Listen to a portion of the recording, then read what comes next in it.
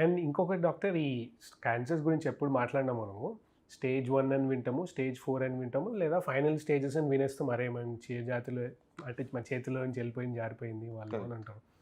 అంటే ఒక ఆర్గన్ తీసుకోండి డాక్టర్, సింప్లిసిటీ కోసం ఏదో ఒక ఆర్గన్, లంగ్ కానీ లేకపోతే ప్యాంక్రియాస్ కానీ ఏదో ఒక ఆర్గన్ తీసుకొని స్టేజ్ 1 అంటే ఏంటి, అది అక్కడ నుంచి స్టేజ్ 2 ఎప్పుడవుతుంది, స్టేజ్ 3 ఎప్పుడవుతుంది, 4 మాకు 4 వరకే తెలిసి ఇంకేమన్నా ఉంటాయా? ఓకే. దాని in general I think Rohit మంచి ప్రశ్న ఇది. ఏంటంటే మన డిస్కషన్‌లో this is a good conversation because స్టేజ్‌లు బట్టి రిజల్ట్ ఉంటదని అందరికీ తెలుసు. అడ్వాన్స్ స్టేజ్ ముదిరిపోయింది అనేది సర్వసాధారణంగా వింటూ ఉంటాం. ఎందుకు అంటే మన దేశంలో 70-80% క్యాన్సర్స్ స్టేజ్ 3, స్టేజ్ 4 డిటెక్ట్ అవుతాయి. అయితే లాస్ట్ స్టేజ్. వెరాజ్ వెస్టర్న్ వరల్డ్‌లో అర్లీ స్టేజ్‌లో డయాగ్నోస్ అవుతాయి. సో దట్స్ ద రీజన్ అనమాట. సో నేను చెప్పేది ఏంటంటే ఫర్ ఎగ్జాంపుల్ అర్లీ స్టేజ్ అంటే లంప్ వరకే ఉంది, చిన్న లంప్ ఉంది. ఇప్పుడు బ్రెస్ట్ క్యాన్సర్లో up to 2 centimetres T1 stage అంటాము. 2 to 5 సెంటీమీటర్స్ ట్యూమర్ ఉంటే T2 స్టేజ్ అంటాము. ఓకే, మోర్ దాన్ 5 సెంటీమీటర్స్ ఉంటే T3 అంటాము. ఓకే, అలాగే స్కిన్ ఇన్వాల్వ్మెంట్ అయితే అంటే లేకుంటే నిప్పుల్ రిట్రాక్షన్ అయిపోయి లేకుంటే ఒక చొట్ట పడిపోవటము అట్లా వేరే పక్కన ఉన్న సరౌండింగ్ ఆర్గన్స్ ఇన్వాల్వ్ దాన్ని T4 అంటాము. అలాగే లింఫ్ నోడ్స్ ఆరం పిట్లోకి ఒకవేళ లింఫ్ నోడ్స్కి పాకింది అనుకుంటే N1 అంటాం ఫస్ట్ ఒక నోడ్కి అయితే. ఎక్కువ లింఫ్ నోడ్స్కి వెళ్తే N2 అంటాము. సో అంటే సింపుల్గా చెప్పాలంటే స్టేజ్ 1 అనేటువంటిది లోకలైజ్డ్ అర్లీ డిసీజ్. స్టేజ్ 2 కూడా లోకలైజ్డ్ కొంచెం పెద్దగా ఉంది సైజు.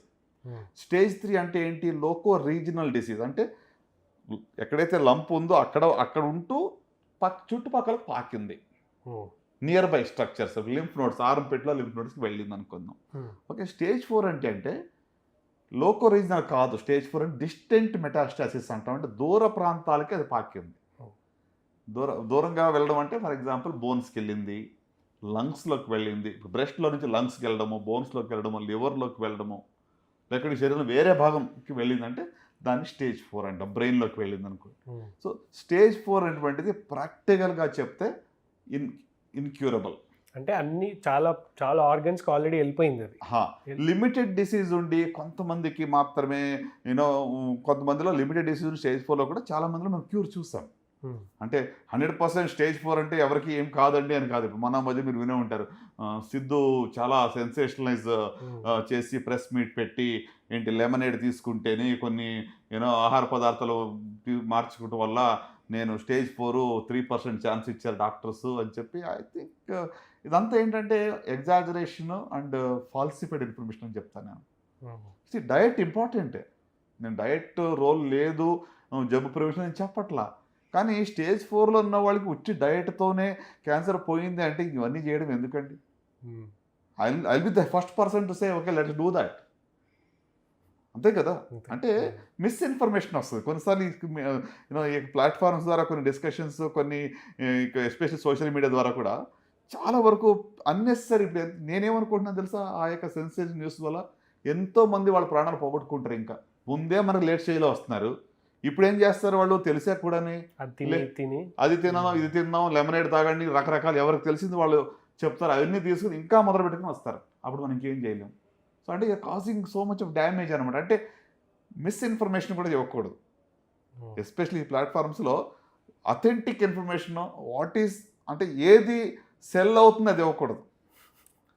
చాలా మంది అదే చేస్తుంటారు. అంటే I know your passion I appreciate, ఎందుకంటే your as real as it can be. That's what కదా మన ఆర్ఆర్ఆర్ అంటే అది కదా, యూఆర్ రియల్.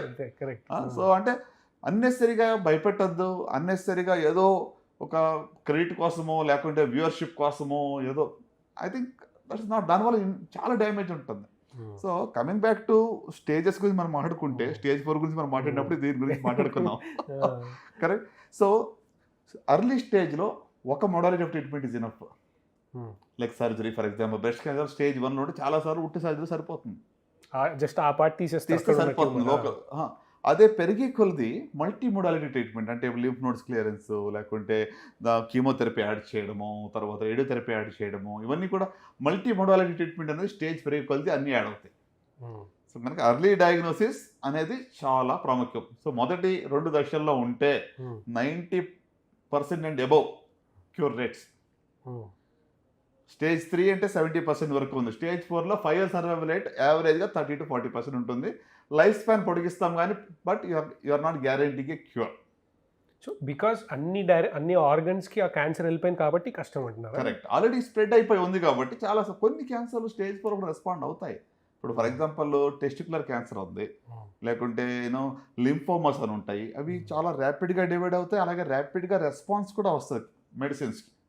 అలాంటివి కొంచెం అడ్వాన్స్ స్టేజ్ కూడా రెస్పాన్స్ ఉన్నాయి. సో నేను వాట్ వీఆర్ డిస్కసింగ్ ఇప్పుడు ఏంటంటే అని నార్మల్గా చెప్పాలి, lung cancer stage 4 can we cure it అంటే technically theoretically speaking it is not curable. కానీ ఇప్పుడు కొత్త మందుల ద్వారా లంగ్ క్యాన్సర్ ఇది వరకు 3 to 6 months అంటే ఎక్కువ అనేది స్టేజ్ 4లో. అలాంటిది ఇప్పుడు టార్గెట్ థెరపీస్, ఇమ్యూనోథెరపీస్ అని రావటం వల్ల 8 years 10 years కూడా బతుకుతున్నారు స్టేజ్ 4లో. ఓకే. సో అంటే కొత్త మందుల వల్ల అడ్వాన్స్మెంట్ వల్ల కూడా డెఫినెట్గా లాంజివిటీ పెరుగుతూ ఉంది. Quality of life is also much better. ఇది వరకు చాలా సైడ్ ఎఫెక్ట్స్ ఉండేవి, ఇప్పుడు కొత్తగా వచ్చే మందులు అంత సైడ్ ఎఫెక్ట్స్ లేవు. రైట్. సో అంటే స్టేజింగ్ చాలా important. Early diagnosis most important. So ముందు దశలో కనుగొంటే క్యాన్సర్ పూర్తిగా మనం జయించవచ్చు.